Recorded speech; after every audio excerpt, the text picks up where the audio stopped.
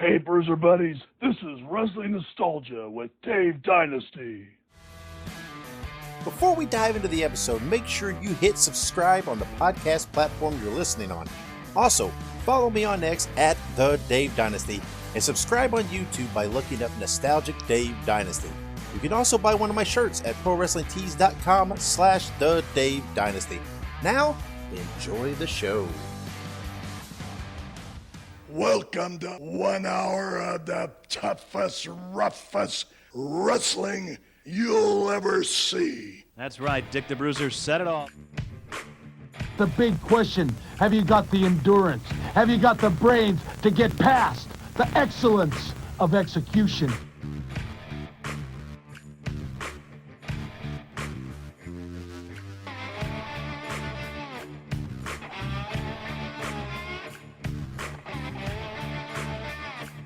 The reason why Axe and myself were put on this earth is to demolish people.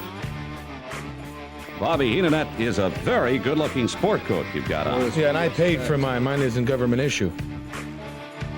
Hello, everybody. Lance Russell and Dave Brown right along ringside. And by golly, we're ready to go with another big week of championship wrestling. Greetings, wrestling fans, and welcome to Wrestling Nostalgia. I'm your host, Dave Dynasty. Thank you for joining me for another episode.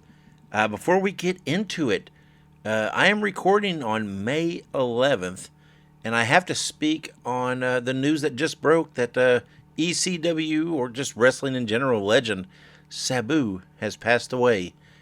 Man, it's heartbreaking. I've always been a huge fan of Sabu. I thought he was groundbreaking. I thought he was trend-setting. I think he's one of those guys that had such an impact on wrestling that it kind of changed the course, right? I mean, there's so many guys following him that emulated what he did that I think he had that kind of impact. We had him on the show a few years ago, right? He was a guest. And in typical Sabu fashion, he was walking, I think, the strip of Las Vegas when we recorded the interview. It's funny, but, I'd interacted with him, several times in messages and whatnot, and talked to him. He was always very open, very welcoming, would chat with me, answer any questions or whatever I had. Seemed like a very real guy. And, but man, it's just, he wasn't that old. I believe he was 60. So it's, again, very heartbreaking. So, again, Sabu, passing away. It just breaks my heart. Like I said, I was always a fan of Sabu. So, rest in peace, Sabu. And then on this episode, though, let's, moving on. My guest is wrestling historian and collector Tom Burke. We talk about, collecting, Bull Curry, his history, being a wrestling fan, and much, much more. Tom's a great guy with this unbelievable collection. I mean, I can't hype it enough to try to explain his wrestling collection. So, but that interview's coming up, so let's take a break, and when we come back, we'll have it. So stick around. Hey, you bums, we have to take a quick break. Filsinger Games is a tabletop cards and dice game company that has enjoyed success for over 3 decades. Their first game was Champions of the Galaxy and was released in 1986. Champions of the Galaxy is a tabletop game that features professional wrestling over 100 years in the future. Humans, aliens, and monsters battle in the Galactic Wrestling Federation for belts. Legends of Wrestling features officially licensed wrestling cards featuring stars like Ted DiBiase, Jimmy Snuka, Harley Race, and many, many more, including game sets for independent promotions. Each match takes place in real time. The action is fast and furious, and all the things that happen in pro wrestling, like cage matches, outside interference, 3-man tag matches, they also happen in the games. You have the opportunity to run your own wrestling promotion involving either real life stars or fictional characters of the future, or you can mix and match both. Visit filsingergames.com for more information and to order the games today. That is Filsinger Games,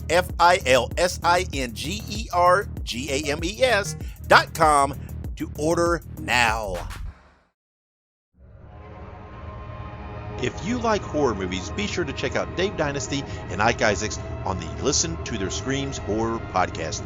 It is available on all podcast platforms and on social media at Listen to Screams. That is Listen, the number 2, and Screams.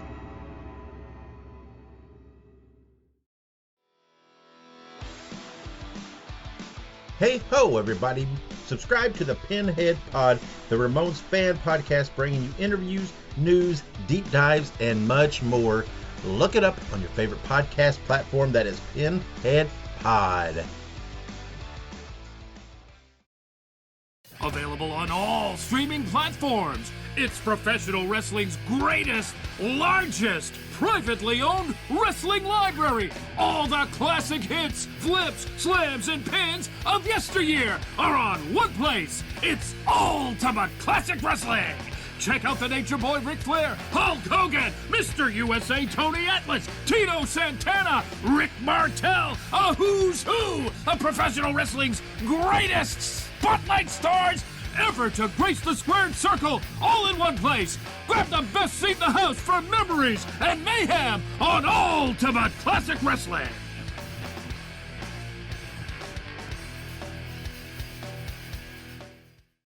We're back on Wrestling Nostalgia. And welcome back to Wrestling Nostalgia. This time I'm being joined by wrestling historian and collector extraordinaire, Tom Burke. Tom, how are you? I'm doing very well, sir, and yourself? I'm doing pretty good, pretty good.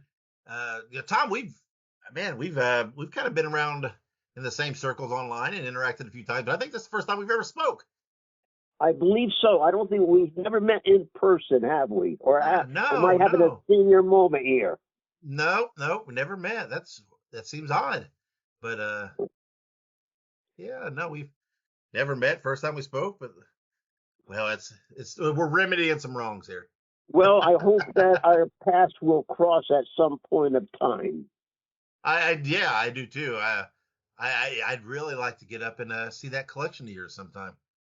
Absolutely, you got a open invite. Well, I appreciate that. So let's talk here about you. You were born and raised in Massachusetts, correct? That is correct. I'm a diehard Yankee, but not baseball Yankee. But I was born in 1946. Truman was president. That's your history lesson for the day. Yeah, you say not Yankee. Are you a Red Sox fan? I'm all for the New England teams. There you go. All right. Well, I'm a baseball fan. Red Sox are my favorite American League team. Oh, that's good.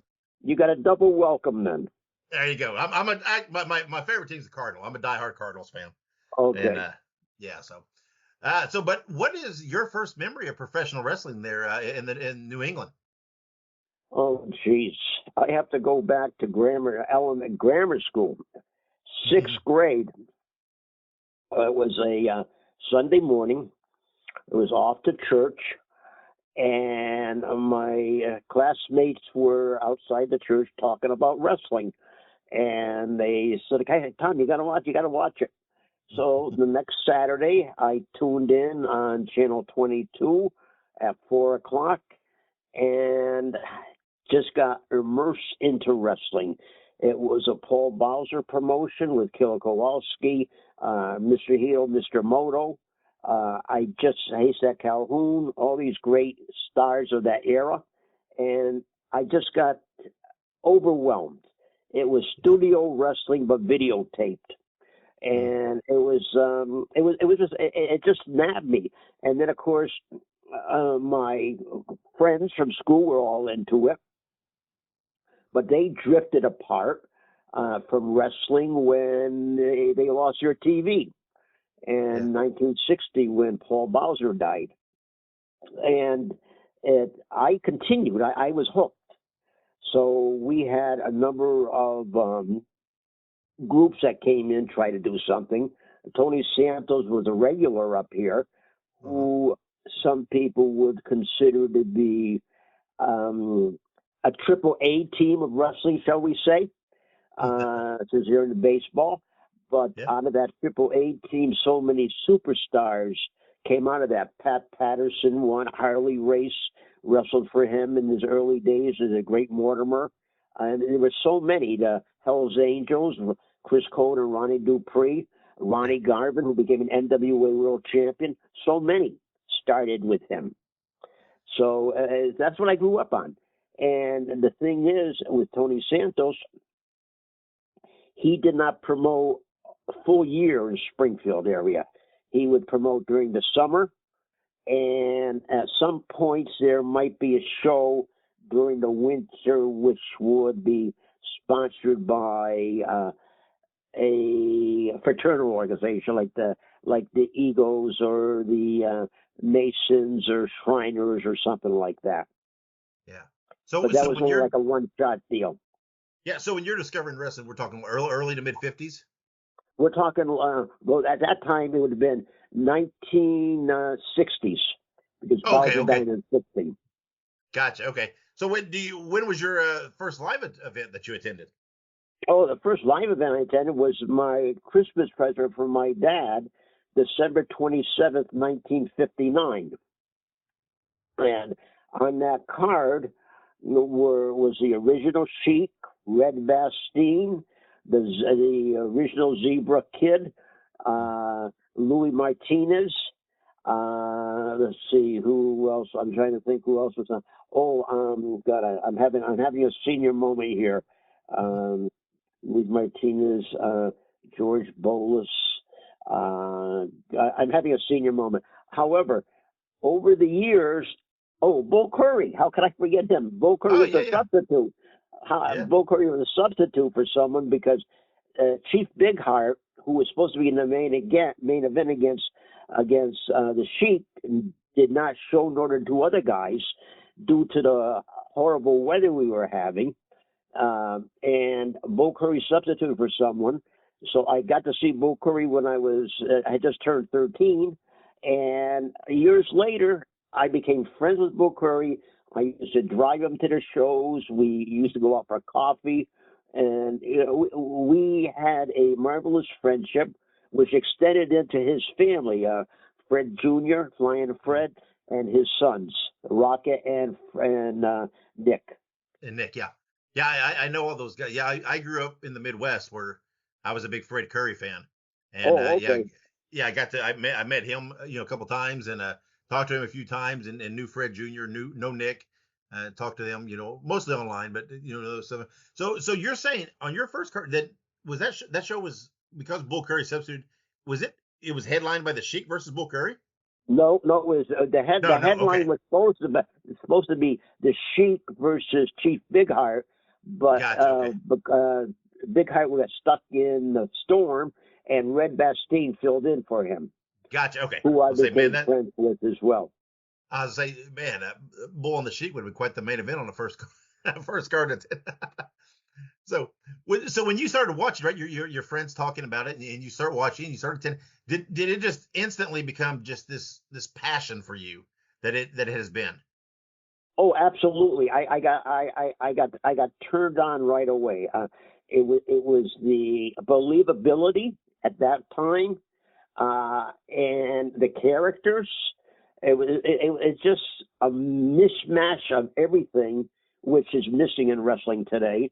We had the Iron Russians on the first card too, and things like that. It just immersed me into the history of the sport as well and everything. I would go to the library and look at old newspaper clippings and all stuff like that on microfilm, and I still do that. But it's just, and luckily for me, I was enthusiastic about it and would follow up on wrestling through pen pals and had a host of pen pals during high school. And I met a number of them over the years. I'm still friends with at least two of them that I corresponded with while I was in high school and while I was in the service. Yeah, and I mean, from that time, and for many decades, that's what, I mean, wrestling was driven by, pen pals and newsletters, fan clubs. Yeah. People don't understand that today, Yeah. And what happened in Springfield, Mass, was not the same thing that was happening in Springfield, Illinois, or Springfield, Missouri. but I had a correspondence in both those cities. So yeah. it was just phenomenal. Yeah, that's how. Like I said, for decades, that's how fans. If you wanted to know what was happening in other parts of the country, that's what you had to do, right? You had to meet people. You had to correspond. You had to mail each other clippings and results and programs and things like that. And of course, we had the magazines, right? But they were always a little behind. A little behind, and also the fact is, with younger people who don't understand today that you couldn't pick up a phone and call somebody across the country without a big phone bill coming in. That's right. I learned that the hard way. That's right. Yeah. Yeah. Long distance calls ran up. Yeah, exactly. All of a sudden the phone bill's like $18. What's this? That's the whole phone bill. Yeah. And don't get started, those few decades later when they got in with the 900 numbers and stuff and promising things. Oh, those are even steeper. Exactly. But then into high school, I think you began submitting articles, right? And writing, for magazines. I started writing for Ring Wrestling Magazine. I believe was in my junior year that I started running a column in the back called the Wrestling Beat. And the way the Springfield school system was set up, all the public high schools were in walking distance to each other. And on the way home was the main public library. And I would stop in there every day as I would depart from my friends. I was walking down the hill and go into the periodical room to look at the out-of-town newspapers and have my little notebook and write down the results and news. And I'm there one time, and I see the headline in the Toronto Globe, Lou Thesz is world's champion. And I went nuts. This is great. Yeah. This is great. Yeah. And then of course the Dallas. We had newspapers from all over the country. So I was absorbed into that. And then I started a newsletter through that and everything, and continued. And I did various newsletters and fan club bulletins, etc. And today I just do my Facebook nostalgia page and selling my collection off because I'm nearly 80. So it's time to separate myself from a lot of this stuff. Yeah. Yeah. I remember I did the public library as well. I did that as well for baseball too, right? We'd go and you'd have to pour over the box scores to see the stats. And you have to come to a point in life where you say, well, you know what? If anything happens to me, what's going to happen to all this stuff, Yeah. Yeah. I saw, every once in a while, I catch myself thinking about all the stuff, whatever it might be, memorabilia, pictures, tapes, whatever it might be over time that was just lost to, people passing away and just family members not knowing what it is and just tossing it out. Oh, absolutely. Absolutely. And it's always such a shame. That to think about things that would have been lost a time like that. Exactly, because. Well, you mentioned that you did a newsletter. Did you run any fan clubs over the years? Because I know those were a big thing. Back in the '60s, well, in high school, I ran a club called All Star Wrestling, which was a general newsletter type thing. It came out monthly, type pages. On carbon paper. Kids don't even know what carbon paper is today. But, and I had maybe I guess 20 subscribers or something like that. Nothing major. But it was I loved doing it, Yeah. And then, Go ahead. No. I'm just going to say that's... Oh, sorry. Go ahead, Tom. I'll let you have it. I started interviewing people, wrestlers, when they came up to wrestle in the area here. And the first interview I ever did was I was in high school, I believe. I don't know if I was a junior or senior at the time. And there used to be a column in our daily newspaper once a week looking back on the sports page. and they had mentioned about this local wrestler, and I said, "Gee, I wonder if he's still around." So I dug the phone book up, and sure enough, Al Mercer was listed in the phone book. So I called up, and a woman answered. I said, "I'm trying to locate Al Mercer, the former wrestler." "Oh yeah, I'm his wife. Is he available to speak?" I said. He says, "Well, not right now because he's in the hospital." I said, "What hospital?" Oh, And no. it happened to be the hospital that was right next to my high school. And I said, "Would it be all right if I visit him?" "Oh, I think he'd like that." So I went to visit him, and he was from the 1930s, and he had a very interesting career, not only in wrestling, but also in semi-pro baseball. And he wrestled all over, not only all in England. I just acquired a program where he was wrestling in the main event in 1935 in Kansas City. Wow. So, I mean, just good stuff. And anyways, over the years, I kept in contact with him. And when I was in the service, he dropped me a line now and then. And, and when I came home, I met him once again. And then he passed away, I think it was in 1973 he passed. And I was not living at home. I was working and living in New York City at the time. So I missed the funeral, sad to say, because I've often wondered who attended the wake, in the funeral. Because there were a lot of guys, local guys who were wrestlers that were probably there, Yeah. So, but that's long gone, sad to say. Yeah. How open were guys like that to speaking with you and opening up and really letting you in? And I think about the times I talked to Mr. Mercer.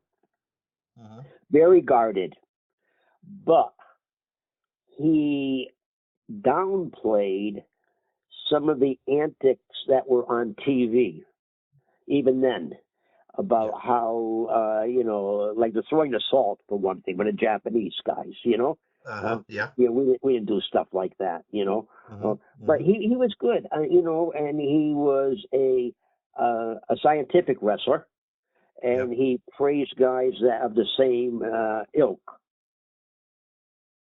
Yeah, and I mean, I venture over time, if he kind of saw, learned to trust you, saw that you had a respect for the business and everything else, it would be a little more, it would build. That's it. That was the whole thing with me is I was advised many years ago not to be a smart ass, Sure. And, and you just go along with it. It opens up doors. It really does. I mean, I've had the privilege and the honor of forming friendship with my heroes. I had an incident at a high school reunion some years ago at the 50th, and one of the guys I went to school with who was not a fan of me, or nor was I a fan of his, he comes up and, "Hey, Burke, you still doing that wrestling crap?" And I said, "Yeah, matter of fact, I am." I said, "A matter of fact, I just had a coffee and chat with my one of my wrestling heroes, blah, blah, blah, Ruthez." I said, "Did you do the same with your baseball guy? What's his name? Oh, Ted Williams?" Yeah. And he told me to go F off. Well, I had coffee with Ruthez. He didn't have coffee with Williams. There you go. Yeah. So every dog has his day. That's right. Well, and you mentioned, right, you went into the service, and I think I remember reading that you said that many times when you were in the service, you wouldn't come home on leaves, that you would travel Europe to find wrestling shows. I traveled all over Europe. Again, this goes back to the pen pal situation, where I had the late Burt Ray, who published Mania, and I were corresponding. He gave me the addresses of some European people, England, Germany, and France, and I connected with them. And I ended up traveling in Germany, going to wrestling tournaments, and tournaments were multiple day events in a large size city like Cologne or Munich or Frankfurt or something. It wasn't a hot shot, one show, and then you go with another. And then in England, I became very good friends with the late Ron Farrar and his wife, who ended up becoming a girl wrestler, Sue Brinton, and I stayed with them twice. I correct that, 3 times. Twice when I was in the service, and then I went back in 91 on vacation to England, and I stayed with them again at that point too. So I made a lot of contacts and everything. I would not change any of it for anything in the world, to be honest with you. I would have liked to have done more in Europe when I was there, but this is how the Cold War was. I was scheduled to go to a wrestling tournament in Salzburg, Austria, and it was in 1968. And my leave was canceled because the Russians and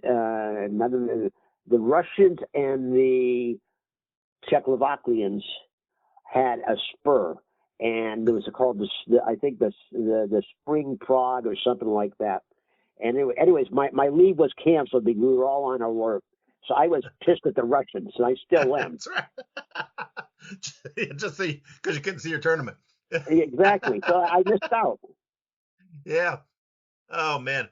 Well, when you came back from the service, right? You continued, writing some magazines, developing those friendships, and you mentioned both. No, go ahead. No, while I was in the service, I was still writing for the magazines. Oh yeah. You were corresponding, right? Yeah, of course. I wrote a feature story for Wrestling Review on Billy Robinson. And I was the first American reporter to ever give Billy Robinson publicity in the U.S. magazines. And it was just something natural for me. I saw the talent in Robinson, and he was a shooter, and I just loved that stuff, Yeah. But overall, I continued when I got home. I went back to my old job because there was a policy. If you went in the service voluntarily or drafted, your former place of employment had to keep a position open for you upon your release from the service, and that's what I did. But that didn't last because I had that position in high school, and after I got out of service, I went back there, worked a few months, and then I ended up working in New York City for Trailways Bus Lines as a dispatcher. So, and I did that for 6 years, then left there because of management transfer, and I ended up working for Trailways as a ticket agent in Hartford, Connecticut for 14 years. I did like 20 years there. Yeah. So when you were writing for Review, Ring, and all that, were you working directly with Norm Keizer? I knew Norman. Yes. Yeah. I do too. Yeah, I did. But going back to the Ring magazine before Keizer took it over. Gotcha. Okay. I when I was working in New York City, I used to work midnight to 8, for quite a few years. When I would finish my tour of duty, I would go to the Ring magazine office and work several hours a week there, filing, answering letters and everything. And I got to meet Nat Lubay, Nat Fleshman, who was the founder of Ring magazine, Dan Daniels, Stan Pobb, who was an old-time sports reporter and announcer who worked for Toots Ma and Jack Pfeffer. So I got all these stories. I mean, all good stuff, But and I continued that until Nat Lubay, his father-in-law, Nat Fletcher, had died. Nat Lubay continued to run the magazine, but he was getting old. An offer came through Dave DeBuscher, and there was some other well-known person to take over the Ring magazine, a corporation, and the person that was going to be the so-called figurehead was Burt Sugar. So I go to the office one day, and Burt Sugar says to me, "Burke, you don't have to come in here anymore. I'm sending all this and he used an expletive of SHIT stuff to Norman Kaiser, so you don't have to come in anymore. So I lost total respect for Burt Sugar. And then, of course, when that would have been in 79, I think, 78. Then when wrestling kicked off in the 80s, Burt Sugar was running around with Napolitano doing wrestling magazines, even though he hated wrestling to a passion. Yeah. So I had no respect for the man whatsoever. Yeah. Yeah. Norm's a good guy. I've talked to him several times. Norman's an ace. Norman Kaiser, the late Jim Melby, aces. Norman and I used to correspond when I was, he's a few years older than I am, but when I was in high school, and I believe he was either out of high school or maybe in college at the time, we used to correspond together, Yeah. Again, the Pen Pal Network.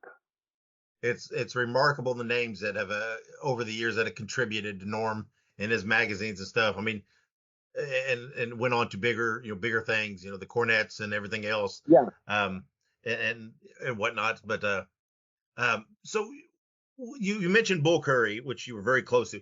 How do you become friends with Bull Curry with that image that he put up? Well, you hear people name dropping. When I first met Bull Curry to speak to was at the WFIA Detroit convention. I think it was in 74 maybe or something like that. Okay. And he was there. I approached him, introduced myself, and I go back. I said, Al Mercer told me to say hi to you. And you know Al Mercer? And that opened the door. And then we started talking or something, and I had mentioned something. I said, I have a picture of you and Bob. You do? Here, this is my address. Send me it. So anyways, I sent it to him. He wrote back, thank you. And that started our friendship. And gotcha. It was not only a friendship of wrestling. I was at work one day in the bus terminal in Hartford. The phone rings, and one of the people pay time. It's for you. I pick it up, and it was Bull. He says, how long are you going to be there? I said, I'm going to leave at 6 o'clock. And it was like 3 o'clock in the afternoon. He says, I'm going to come down and see you. Comes down in, and he's got a basket of vegetables from his garden for me. That's the kind of guy he was. That's the kind of relationship we had, Yeah. Yeah. So it told her, that we had a lot of fun. We really did. And he was a funny guy. Let me tell you, when we were alone or with company of other boys, he would tell stories. It'd be hilarious, Yeah. Yeah. You mentioned the WFIA convention. Did you go to the one? I think it was in '82 in Indianapolis.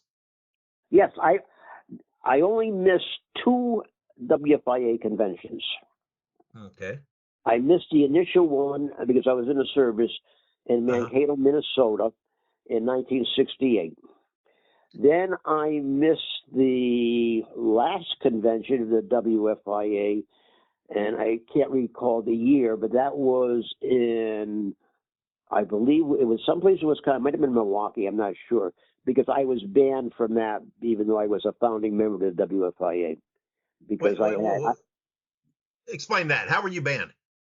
Well, there were, at the Birmingham convention, there was an incident, and I challenged the then director of the WFIA about his, shall we say, elaboration of truth from something he said. And we had a big conference. And anyways, he got irked at me. I didn't get irked. I wanted to make peace and correct the situation. He was not going to see it. So he wrote me a letter that says I was no longer welcome. Well, then he ran the convention, and that was his last convention because there was an incident. They would have a event called the Ring Event where some of the conventioneers could participate in wrestling. And a young kid got hurt, and that was it for him. I don't know if there was a lawsuit, but I think it scared the hell out of him, and he said, I can't do this anymore. And plus, wrestling was changing too. The territories were dying. So, I mean, when we had the WFIA going, the local promotions would work with us, and we would work with them. You know, we do angles, etc. You know, Memphis was great. Houston was great. You know, the LA office was good. You know, so it was all good. Well, tell me about the 82 in Indianapolis, because Bruiser's not wasn't known for, angle driven at that time. Yeah. There wasn't a lot by 82. How open was he to working with you guys? Did he do anything, or? Well, he showed up for the banquet. Yeah, I've seen some pictures. The guy that was helping us organize that was Sam Menaker, as I recall. Sure. Okay. And there was somebody else. I can't remember who else was there. That was instrumental. I don't believe Bobby Heenan was there at the time, but it was a good convention. I liked it for more than reasons of wrestling, because my old platoon sergeant from Germany lived in Indianapolis, and I got to meet him and his wife again. So that was nice. But other than that, that was the other thing. Wherever I went, I guess I was the commo clerk in my unit. I had all the addresses of the guys I was in service with. So whenever I went someplace, I would track them down. It was kind of hard, son, because, a lot of these guys were young guys like myself at the time, 18, 19 years old. They're living with the mom and dad or something, and then they're scattered all around. But you could track people down even then, Sure. Yeah. Well, when through your contacts from the service, through your pen pals and WFIA contacts, this and that. So did you get out a lot and travel to a lot of the territories and get to see a lot of different territories? Oh yeah. Every since I worked for Trailways Bus Lines, I would take a month off after the summer, and I would travel across country and just go all over. The only areas I did not go to were the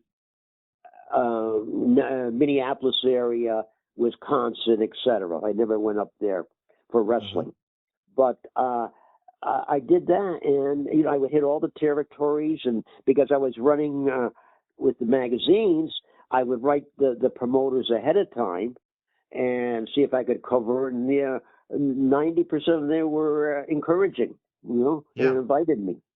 Yeah. Did you have a favorite that you really liked going to, that really? Well, I'll tell you, I like wrestling down south. I thought they were more hospitable than up here in the Northeast, to be honest with you. I think because the Northeast is so well documented by the wrestling media that it's whatever, but down south, Lee Field from Mobile was very open, and Phoenix, Arizona, which was not a big territory at the time. In fact, it was an independent group, and I can't think of the guy's name that ran it, ex-wrestler, and he was very welcoming. And that's where I met Billy Anderson and Princess Toma. Tito Montez was there as well. So it was fun. And then in L.A., my old pal Jeff Walton, who worked for the office, we were pen pals in high school. He's the same age as I am, and he's a veteran as well. So it was all good stuff. It was a different. Dave, was a different era. Yeah, it sure was. Yeah, and man, I miss some of that. I miss some of that magic, and that even I said. You just used the right word. It was the magic. It's missing. Yeah. Not only in wrestling, not only in the ring, but in society in general. Yeah, I'm like I said, I'm younger than you, but I still, even then, I remember, you couldn't find wrestling stuff everywhere, right? And there was something about, I don't know, going to a flea market or a garage sale or something, and stumbling across a stack of magazines or something, and right. It was just, it was exciting, and you had to dig a little harder to find stuff, and it was just I don't know, it was fun, and so now, from what I understand, that you actually dabbled in the business a little bit and did a little refereeing and managing. Is that true? I did managing. I never refereed a real match. I refereed workout matches at a Kowalski school. Gotcha. Okay. I've done announcing, ring announcing, commentary, etc. And then I did programs for the Kowalski promotion and also for the Grand Prix promotion in Montreal when they ran in New England for the English speaking people. Yeah. So tell me about your managing days. What was that like? Well, you have to come up with a name. Yep. Right. You know, and Tom Burke name is so common that I switched it off to Ludwig von Speicher. Speicher was the little town outside of my base. So that's what I used. And I put the Ludwig on and, blah, blah, blah. So, I did that. That was, and I had, I had two fine Jewish boys as tag team who were actually the Russians, the Levinsky brothers. But, it was a fun thing. And, sad to say, both of them passed away. Eric Goldenberg became a chiropractor, not the chiropractor. Oh God, I can't think what he became. A doctor that deals with feet issues. I can't remember what they're called now. A podiatrist. Yeah, podiatrist. Thank you. Yeah. And he became a teaching professor at a medical school. And the other fellow was Lenny Bernstein, who was a pen pal of mine back in the 60s. And everything. All right. So, and he, it's sad to say, passed away as well, and everything. But he's a good guy and everything. And a matter of fact, here's an interesting story. My friend Lenny, his father was an eye specialist, but he was also a doctor for the New Jersey Athletic Commission. So he got to go. He got to go. Lenny got to go to all the wrestling matches for Zip and meet the wrestlers when he's like 12 years old, 10 or 12 years old. So just amazing. Yeah. I remember. I did some managing and some wrestling too. For a while there in the Midwest, and I remember having to come up with a name, and I don't know. I didn't overthink it too much. I'm a comic book guy, so I went with the Dave Dynasty, that Marvel alliteration. I thought it was sounded like something that Martin and Stan Lee would have come up with in the 70s. So I thought that works for me. And I didn't really overthink it. Little did I know that decades later I'd still be known to a lot of people as Dave Dynasty. But here it is. You're living your fantasy. I guess, yeah. In a roundabout way. Well, podcasting's worked for me because that was always my gift, was talking. I can always talk, good. so it goes right into it. Well, let's talk about your wrestling collection, because it's mythical. I mean, you hear stories about it. There's been articles written about it. They will forever tell tales of the Tom Burke collection. Yeah. Well, did you go ahead? No, I was just going to say, did you start collecting just right from the beginning? Absolutely. I know you tend towards the articles and pictures and things. Was that straight from the beginning? I started clipping out the newspaper articles from the local newspaper, the ads, the results, and anything else I could find, And then as I recall, the first wrestling show that I attended, I don't recall a wrestling program from there.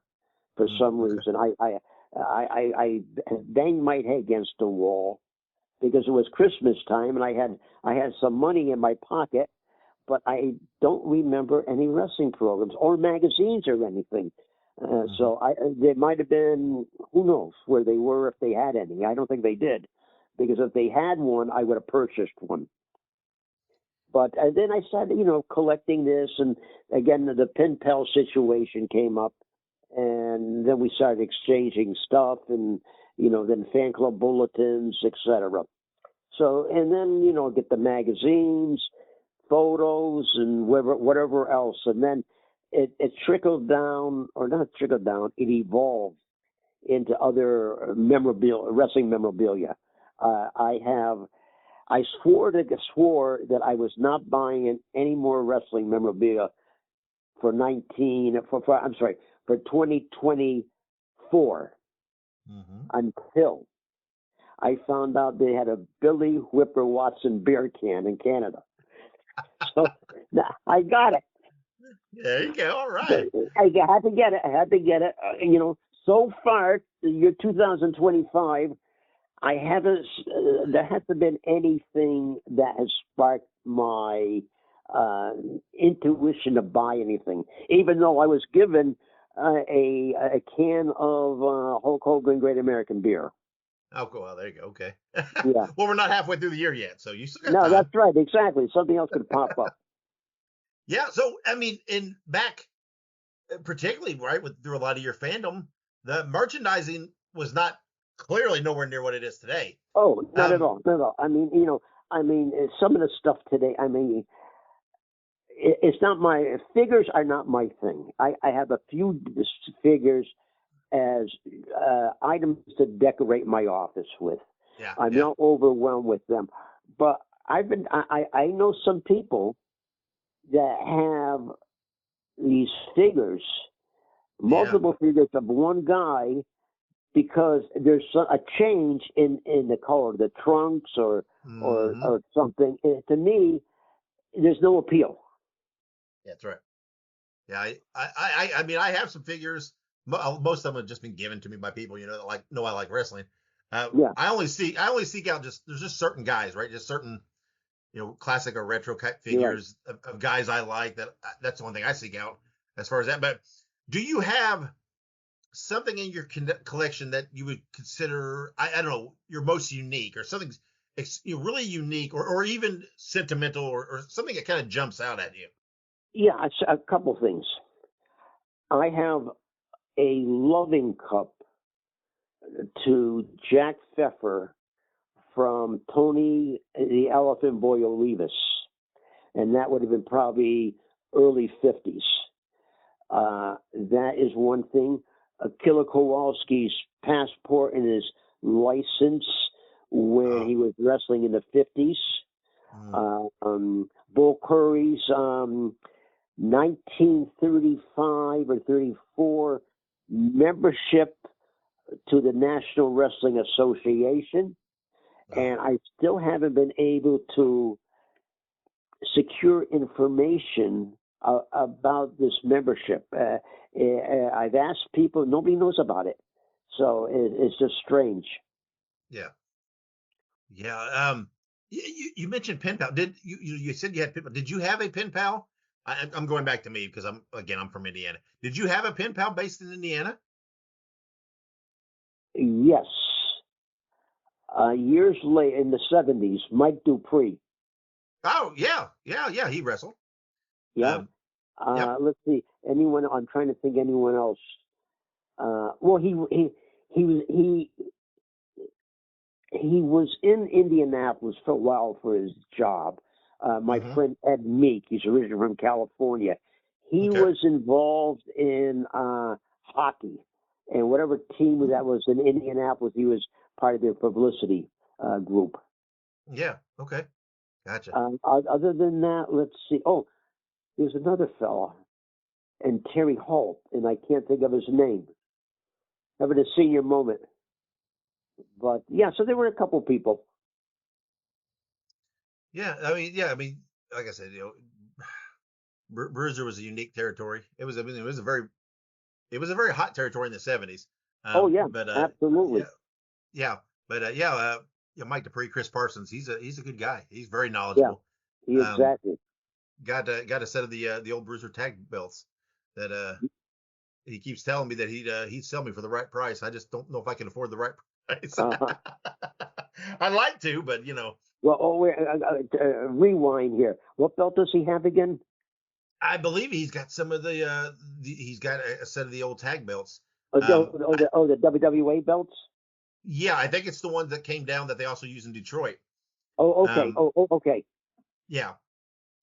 He's got those, and he I think he got some things at the Bruiser estate sale when Bruiser passed. Okay. Some different things, and Yeah, I've done some tracking on different things. I know where some of the belts are. I know where the heavyweight belt for Bruiser is. It's what they collect her in Florida. Oh, okay. And I've made contact. The guys agreed to let me come down if I want to come down sometime and look at it. I don't know that. I don't know if he'd ever part with it. I mean that's like a holy grail piece for me. But you know, I'd like to at least go see it. But you know, it's tracking this stuff down. You know, it's easy. Like, you know, there's some later WWA tag belts. They got split up, and yeah, they got split up. I know where one is. I don't know whatever happened with the other. I have no idea. I haven't been able to track it down yet. So I track them down. I don't have any luck of acquiring any of them, but never know. I'm persistent. I'll stick with it. Okay. Well, good luck to you. I hope you find something. I'd like to bring all this stuff back together, and but who knows? Never know. So, so when did you kind of stop watching the current product? When did you kind of give up a little bit on it? Well,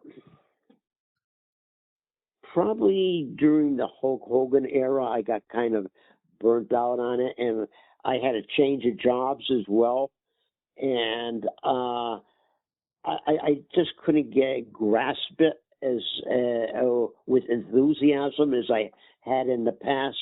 And as time progressed, and today I don't watch anything on TV today at all. I've attempted to, but it just doesn't grab me. Yeah, it's a different. I went product. We went to an AEW show, and they drew well, but in the time period that we were there, and that was from 7 p.m. to 10:30. If I saw 10 legitimate wrestling holds, I would be shocked. Yeah, not getting not even a lockup. You know, no. It's not my cup of tea. Yeah. Yeah, they don't start matches with lockups much anymore, if at all. No, really. No, not at all. It's different. So let's wrap this up here. What is it for someone who watched wrestling for so many decades, was so passionate and avid about it? What is it you think about pro wrestling that has always kept drawing fans and kept them right? Most wrestling fans, most of them are wrestling fans for years. What is it about pro wrestling you think that does that causes that kind of that commitment with people, that connection with people? Well, going back to years past, okay, and I pointed this out about 5 years ago, maybe longer than that, at a local wrestling show, which drew about 300 people, and I said to the commissioner of the show, a longtime friend of mine, who was there with his young teenage son, I said, "Lou, what's missing here?" He's looking around at the crowd. He says, "I don't know. What are you talking about?" And I said, "There's your son. 1, 2, 3, maybe a half dozen, maybe 10 teenage boys." That does. I saw the same thing at the AEW show. Yeah. Some families, but preteen boys and everything. Back in the day, WWF days, there would be an army of young guys, you know, that's missing, and that's your generation that carries on to the next level and everything. Yeah. They drop out, but because of the way the wrestling has transitioned, I think a lot of those kids got burnt out or had no interest whatsoever. The like you said earlier, the magic is gone, and that's what it is. Even I was listening to a podcast with Bobby Heenan, and he just said the same thing. The magic is gone. Yeah, I mean, a lot of guys. I remember. I mean, I found professional wrestling because of my grandma. She was a diehard fan, and when I would go to her house, she'd be watching, and that's what got me hooked. And my dad despised wrestling, right? Or at least that's what he told me. He would always say he despised wrestling, but yet he grew up in Indiana, but even as a quote unquote despising wrestling, he would still say that he went to the fairgrounds there where we were from and saw Dick the Bruiser and Moose Cholok and all. He still went to shows, and he had stories about these guys, but still said he was never really a fan. But and then it's just like, I don't know, it doesn't permeate the same way. Like a lot of times when I was younger, it's like in the back of my head, it's like, there's something going on in wrestling, right? There's clearly some working. There's clearly some cooperating, right? You can, right, that there's something going there a little bit, but I would not ever admit it. And if anybody else would say it, I would fight to the death to defend it. Oh. I would not allow anybody else to claim that. And I would never verbalize it. I understand exactly what you're saying. Back in the day, I defended the sport so much and everything. But what's there to defend today? That's right. Yeah. There's nothing there. Yeah, I was ultra protective of it, and it's different. And I'm not saying if it's whatever. I'm not one of those guys. I'm not worrying about if it's good, bad, indifferent, better, worse, whatever. It's just not me. It's not for me. I hope there's a generation that I enjoy it and whatever and find their passion through it. But it's just not, it's not what sparks it with me. I can still sit down and watch an old wrestling show and still find enjoyment in that. Exactly. Well, Tom, it's been great talking to you. Well, I appreciate your invite. We'll have to do it again. Absolutely. Yeah. I feel like, you're a guy that I can have on to really deep dive into a specific topic when something comes up. That sounds fine. I'd love to do that. Yeah, and like I said, I'd love to get up sometime and see your collection. So we'll have to connect on that. Absolutely. I do know you share, right? You do online. I'm not sure what the proper term is. A form of a Facebook auction for some of your memorabilia, like you said when you sell it. I do. I do my Facebook auctions on my Facebook page, as well as posts, wrestling nostalgia or something, Yeah. And it's fun. It allows me to share some of my wrestling collection because I said earlier I'm turning 80 soon, and I don't need a second coffin to store it in. There you go. So can people look you up, Tom Burke on Absolutely. Facebook? If they want to connect with you and Burke, see what you got up. Tom Burke Facebook. There you go. Like I said, you man, some of the stuff you post, and I know you're only skimming the surface of your collection, and some of the stuff you post is remarkable. And it's well, you know what the problem is, Dave? It's not only my collection; I inherited 3 collections. So gotcha. That added to it.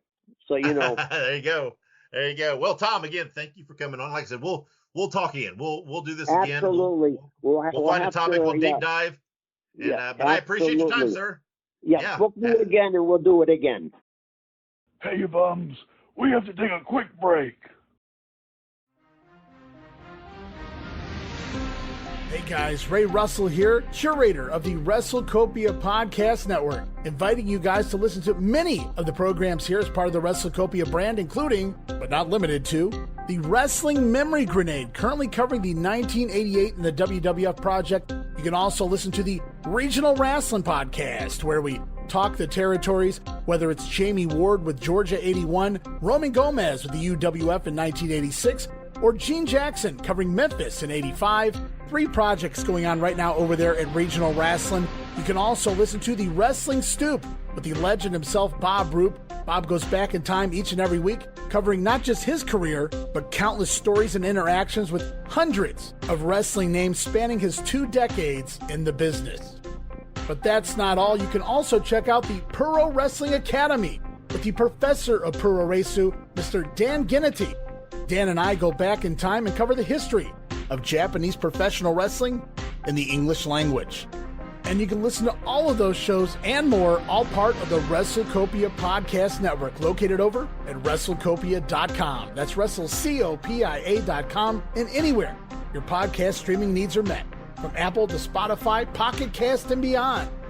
And while you're at it, why not subscribe to our social media guys for all the latest goings on here at the WrestleCopia Podcast Network. Plus, I'm constantly adding old school video clips and pictures from throughout wrestling history. You can follow us over on X, formerly Twitter, at Wrestling Grenade. That's at RASSLIN Grenade. Also, follow and like me, Facebook.com/Wrestling Grenade. And why not subscribe to YouTube.com/Wrestling Grenade.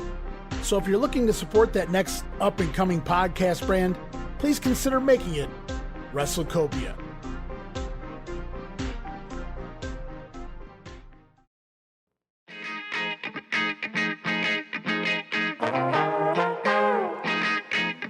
Hey, it's Bob Smith, and guess what? The Outdated Wrestling Hour is now part of the WrestleCopia Podcast Network. But hey, no fear, you're still going to hear the unique guests, comedy, music, authors, journalists, funny people. Who knows who's going to end up on the Outdated Wrestling Hour? Remember, it's all new and all old. So check it out in the WrestleCopia Podcast Network and wherever you get your podcasts. Listen if you know what's good for you.